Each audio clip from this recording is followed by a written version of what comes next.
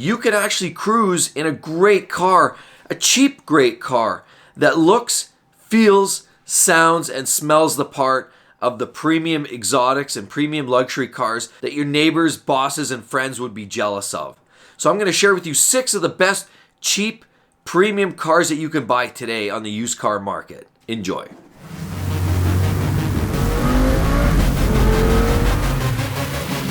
Welcome back to the channel, everybody. Mark with exoticcarplayplace, and today... So the first car on our choice happens to be the 2006 BMW M5 E60. That's the car that was linked to the BMW Sauber Formula One program. It happens to actually have a V10 engine of 5 liters displacement and 507 brake horsepower, and that's matched up with a 7-speed automated manual SMG3 gearbox, which is able to shift gears in as fast as 85 milliseconds. It also has a red line of 8,250 RPM, which makes it one of the highest revving engines of all time. This car here was spectacularly loved by many people. As a matter of fact, Jeremy Clarkson from Top Gear loved the car so much he actually compared it directly to the Ferrari F430, which in its time was actually his favorite car, one of the best sounding and best performing cars of its era. The car was also known, when you remove the governor, to be able to achieve top speed ratings of 204 or 205 miles per hour, which also equally made it one of the fastest top speed production cars on the planet. It was really only second to cars like the Enzo Ferrari and some of the really high-end exotic cars of its day. This car was really a wolf in sheep's clothing, and it was also able to carry you in luxury and style with a huge trunk to fit golf clubs, seating for 5, leather interior, Alcantara ceiling space, sunroof, and you were also actually able to get an optional 6-speed manual in the North American market, and it also came in a wagon form as well, so in a touring format. Made the car really loved because it won many engine awards for its technology and is still loved today by many tuners and folks that just appreciate it for what it is, a big, hulking, powerful, luxury super saloon that's tucked away in some conservative clothing. The E60 M5 is as stylish today as it was back in 2006, and it is one of the great reasons you can get an awesome car for anywhere from $12,000 to $20,000 gets you into one of these cars, and you can enjoy a lot of fun driving with one of these M5s. There is a caveat, however. Be careful. Make sure service records are up to date, make sure rod bearings have been checked, and make sure there's no peculiar noises coming out from under the hood. And so the second car on my list happens to be a 2003 Maserati Spider with the V8. You can either get it in a manual transmission or an automatic. Who said you can't get a luxury / exotic Italian sports car for under $20,000? Well, guess what? You can. And I found one on AutoTrader for $15,300, and it only has 52,000 miles on it. Yes, that's right. This car here actually has the 4.2 liter V8 that produces 390 horsepower, rear-wheel drive, and is just a sweetheart of an engine to rev. So the Spider actually had a lot of trick things up its sleeves, such as xenon headlights. It actually has a double wishbone suspension, and it incorporates an anti-dive feature which prevents the nose from dive bombing when you're hitting the brakes really hard.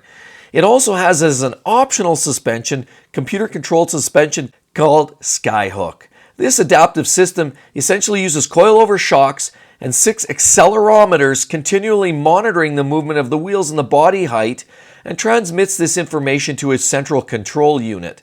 This analyzes the data and coordinates it with the transmission and activates different safety systems as well. The data is at least 40 times per second and instantaneously adjusts each shock absorber accordingly. Now, of course, today they use magnetic ride dampeners, but this is really state of the art when you talk about some of the technology that was available just yesterday. And some other tricks up its sleeve. It uses more of a competition style dry sump setup for lubrication, and it also utilizes 4 valves per cylinder and a variable valve timing system. So who said you can't feel like a rock star with a modern day Maserati? Not expensive. At 15 grand, it's all yours. So the third one on my list actually happens to be a 2011 Range Rover Sport Supercharged. Now these cars were very, very expensive. They topped the charts around $80,000 when they were new.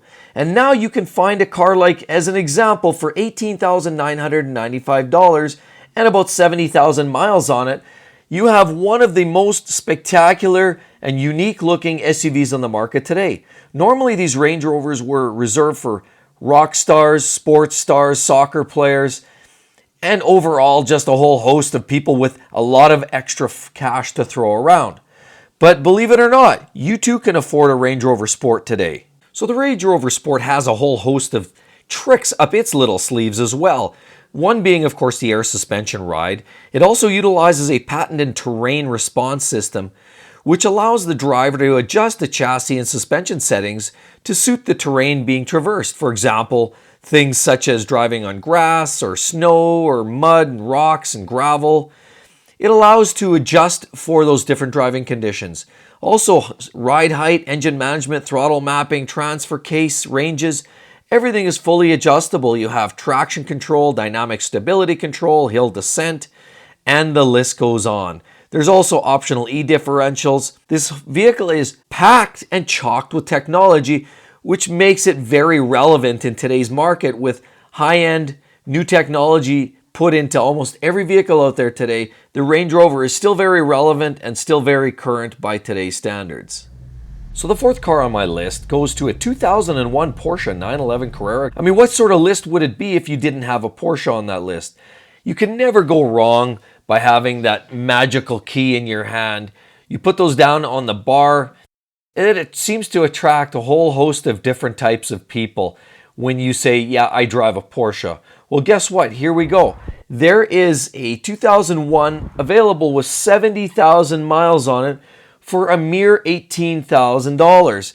Now consider the fact that that car there, when it was new, was around $70,000 US. That seems like a pretty good value by today's standards for a car that generally doesn't lose a whole lot of value beyond that. It has the magical liquid-cooled flat 6 engine that produces 320 horsepower and is mated up to a 6-speed manual gearbox. Now also, a Porsche is a Porsche, of course. That magical profile just stands out and makes it very, very unique. And of course, anybody showing up to a party in a 911 is always going to be admired and gawked at from afar. Everybody wants to be your friend. Everybody wants to talk to you and ask you questions about the car. And everybody has a story to share with you about a Porsche they either just about bought or owned way back in the day. It's just that kind of car that invites discussion. It's a kind of car that's classic, and it's the kind of car that is a staple of the sports car environment. Well, how can you go wrong with a Porsche 911 for less than $20,000? The fifth one on my list is actually a 2011 Jaguar XJ supercharged car. I actually found one for $15,000 and it only had 50,000 miles on it. Now this is the XJ 351, which actually was originally unveiled by Jay Leno and Ellie McPherson when it was revealed in the Saatchi Gallery in London. This was one of the most beautiful Jaguars ever produced, in my opinion, and was available with a 5-liter V8 or a 3-liter V6 diesel or inline 4 gas job. And this was featured with several different engines like the 5-liter V8 and the 5-liter supercharged V8, which produced 510 horsepower, as well as some other V6 and 4-cylinder configurations. The one here that matters the most is the supercharged version, and this can be actually had for very affordable dollars by today's standards. The car is very nicely dressed up. It has an innovative all-new LCD dashboard and console display. The dashboard can be configured to display various virtual dials, in addition to the obligatory speedometer. And just like many of its previous predecessors, it can come in either the long or the short wheelbase configurations. And if you look around the rear of the car, that's sort of the contentious and controversial part. It's like nothing like any other Jag has ever done before, with upright, vertical, swooping taillights, called more or less the cat's claws. Some people loved it, but others hated it. And personally, I think it is a beautiful part of this car. I think that's actually one of the nicest accents of this entire design. It has a standard full-length sunroof that extends all the way back with just a single body-colored roof panel that designer likens to bridges on yachts. And the overall design is just much more fiercely aggressive and muscular than previous generation cars. Now, considering that this car was $90,000 originally when it was new, and now it can be had for anywhere from $10,000 to $15,000 in the used format, makes this an absolutely exceptional purchase. There's almost no other buy like it. As a matter of fact, Jaguar is still synonymous with luxury and comfort, and this brings everything to the table. It's just depreciated so hard that now it makes it such a great value. You can still show off in style and not have to worry about buying one of the older versions. This is the latest and the greatest, and one of the prettiest, in my opinion. Capping off the list at number 6 for me is a 2011 Mercedes-Benz S400. Talk about a car that looks like it belongs rolling up next to the red carpet. Yes, in fact, that car was over $100,000 brand new and can be had now for under $20,000 US. As a matter of fact, I found a few cars for under $20,000, and I found one for $19,250 and only had 68,000 miles on it. Obviously, plenty of life left in this car, and it is one of the most spectacular rides of Mercedes, as it is their ultimate flagship car, and anybody rolling in an S-Class has got to feel the wrath of the luxury Benz. There's nothing left for want in these series of the Benz, and to be honest with you, anybody else sees you rolling in an S-Class knows, yes, this guy's made it. He's a rock star. This guy is top-level executive. I wonder where he parked his jet. This guy should be driving a Ferrari on the weekend, I bet, hey? Yeah, that's right. These cars have a 295 horsepower engine with 284 foot-pounds of torque.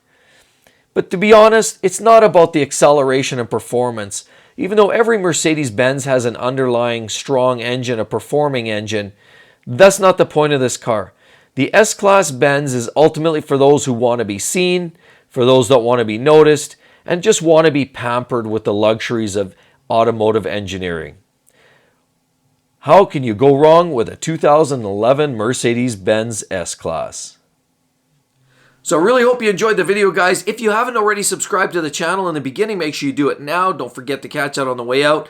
As well, I hope you enjoyed it. Don't forget to drop a comment, and I'd love to see that thumbs up. Again, if I see the first 1,000 thumbs up, that's a sign I'm going to make part 2 to this video, and I hope you really enjoyed it.